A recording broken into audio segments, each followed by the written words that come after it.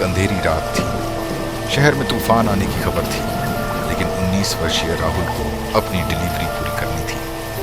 राहुल एक pizza delivery boy था और इस बार उसे एक बेहद सुनसान इलाके में पिज्जा पहुंचाने का ऑर्डर मिला। गूगल मैप्स उसे एक बड़ी और पुरानी हवेली की ओर ले गया। हवेली इतनी खामोश और डरावनी थी कि देखकर राहुल के रोंगटे खड़े हो गए। जैसे ही उसने दरवाजे पर दस्तक दी, दरवाजा अपने आप चरमराते हुए खुल गया।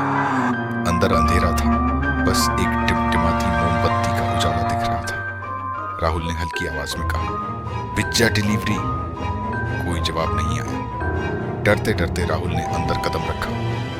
वहां एक बूढ़ा आदमी कुर्सी पर बैठा था, जिसकी आंखें खाली और स्थिर थीं। उसने धीमी आवाज में कहा, पिज्जा यहीं रख दो और पैसे मेज पर से ले लो।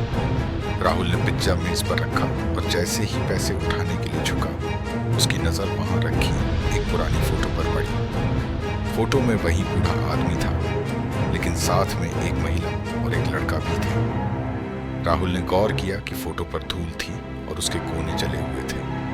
तभी अचानक उस बूढ़े आदमी की हंसी गूंजने लगी।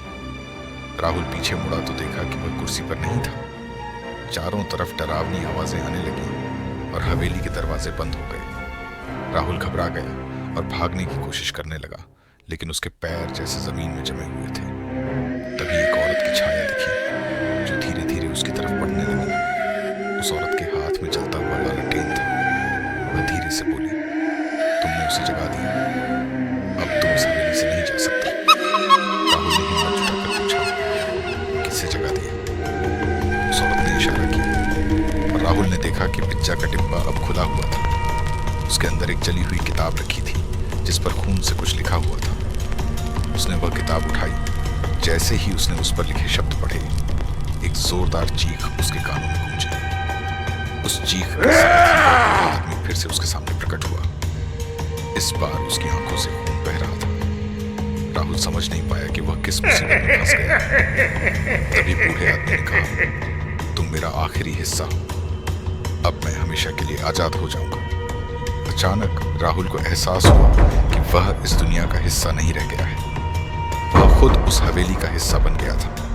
अगले दिन पिज्जा की दुकान में उसकी गैर मौजूदगी की शिकायत आई, लेकिन राहुल को कभी कोई ढूंढ नहीं पाया।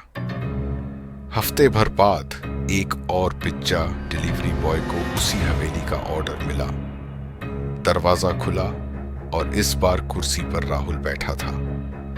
उसने धीमी आवाज में कहा, पिज्जा यहीं रख दो और पैसे मेज से ले लो।